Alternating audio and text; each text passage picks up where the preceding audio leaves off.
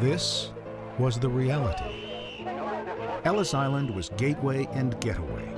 Millions of American lives began here, or began again here. More than 100 million citizens of the United States can trace their ancestry to an immigrant who landed at Ellis Island. What brave pioneers they were, what it must have been like for them. I don't think if you've got Ellis Island ancestry, you can go out there and not hear the voices of these people as they arrive to find a new life for themselves. Many museums display history. The Ellis Island Immigration Museum is history. They came by the millions from 10,000 cities and towns, and villages and ghettos, people looking for a better life. And they helped make America a better country. Since the year 1600, 60 million people have come to the United States. Fully 1/5 of that number, 12 million, came in a little more than 30 years between 1892 and 1924, and they came through the Ellis Island Immigration Station. Ellis Island is pretty symbolic of the populating of America. It wasn't the only place that people came to, but it was clearly the largest place. It's the site of the largest human migration in the history of the world.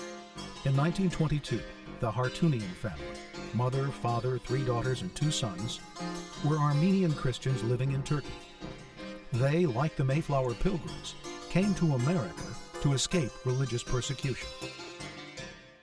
More than half of all living Americans can trace family roots back to Ellis Island.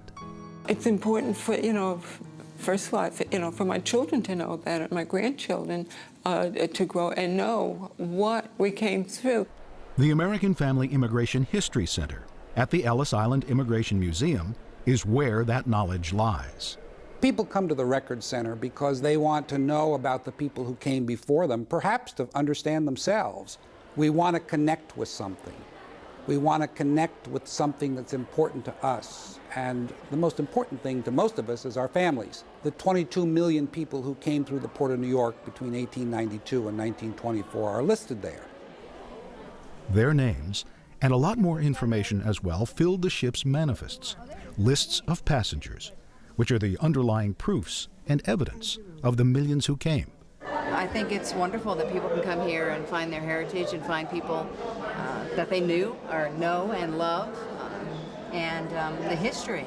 They're public records, and you simply need to come with that person's name and go in and do your exploration. It took us 5 years to create the database and cost about $22.5 million.